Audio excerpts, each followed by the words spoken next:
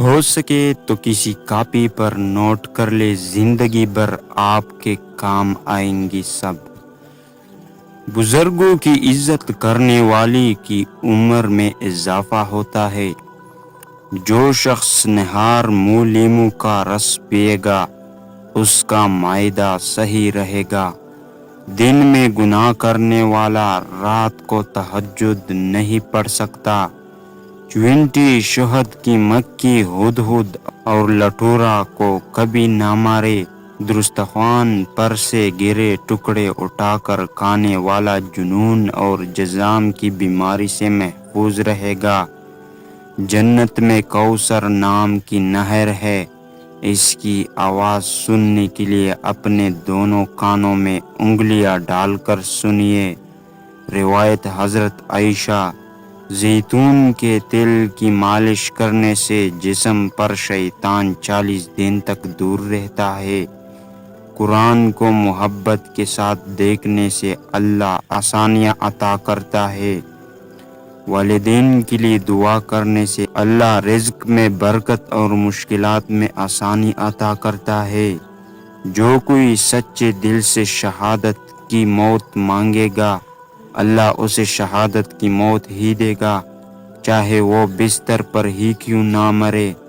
جو عورتیں زیادہ تیز خوشبو لگاتی ہیں ان کے گناہ زیادہ ہو جاتے ہیں، کیونکہ انہوں نے مردوں کو اپنی طرف متوجہ کرنے کا سامان کیا۔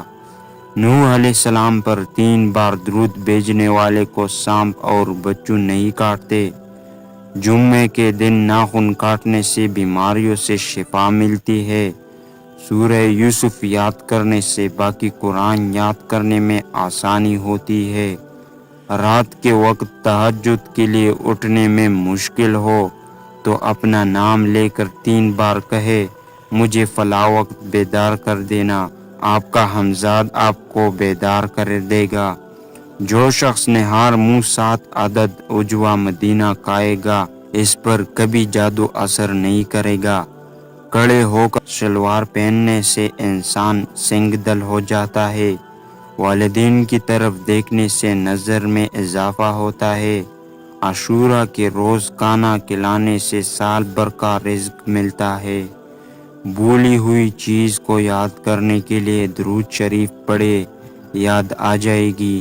جو عافیت کی دعا مانگے گا وہ ہمیشہ پرسکون رہے گا۔ قضائے حاجت کے وقت فلش میں تھوکنے سے ذہن کمزور ہوتا ہے۔ نرگس کا پھول سونگھنے سے برس جنون اور جذام سے محفوظ رہتے ہیں۔ روایت حضرت علی رضی اللہ عنہ۔ وبا کے دنوں میں درود شریف پڑھنے والا وبا سے محفوظ رہتا ہے۔ سانپ دانتوں سے ڈستا ہے، لہذا ہمیشہ اپنی نظروں کی حفاظت کرے۔ جو عورت پر بد نظری کرتا ہے علم کا نور اس سے چھین لیا جاتا ہے۔ مسواک کو زمین پر رکھنے والا جنون جیسے مرض میں مبتلا ہوتا ہے۔ حجاب کرنے والی خواتین کبھی کینسر میں مبتلا نہیں ہوتے۔ بے پردہ اور تنگ و باریک لباس پہننے والی عورت کی اولاد بھی بے حیا نکلتی ہے۔ جسے حضرت حضر کی کنیت یاد ہو وہ ایمان کی حالت میں مرے گا۔ جتنی شہرت ہوگی اتنا ہی بے سکون رہنا پڑے گا۔ عاشوراء کے دن عصمت سرما لگانے سے آنکھیں سارا سال نہیں دیکھتی۔ 2 خواتین کے درمیان چلنے یا بیٹھنے سے طبیعت میں بگاڑ آتا ہے۔ قبروں پر لگے خطبے پڑھنے سے ذہن کمزور ہوتا ہے۔ تیز خوشبو لگانے والی عورت گناہوں کی مستحق ہوتی ہے، کیونکہ اس نے مردوں کو اپنی طرف متوجہ کیا۔ سنت نبوی کے مطابق سونے سے دل کی صحت بہتر رہتی ہے۔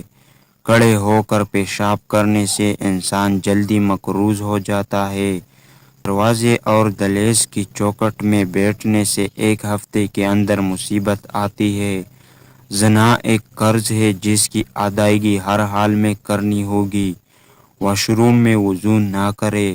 بچوں کے مسوڑوں اور دانتوں پر شہد مل دینے سے دانت آسانی سے نکلتے ہیں۔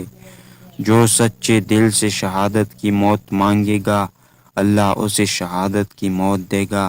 جس گھر میں لیمو یا سفید مرغ ہو اس گھر میں جادو جنات نہیں رہتے۔ جس گھر میں کھجور ہو وہاں کوئی بھوکا نہیں سوتا۔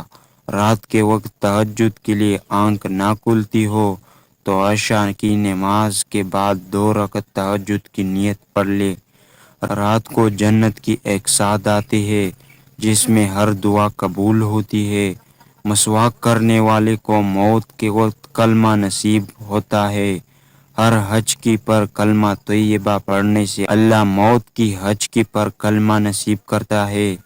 کسی اچھی چیز کو دیکھنے وقت ماشاءاللہ کے نظر بند سے محفوظ رکھتا ہے۔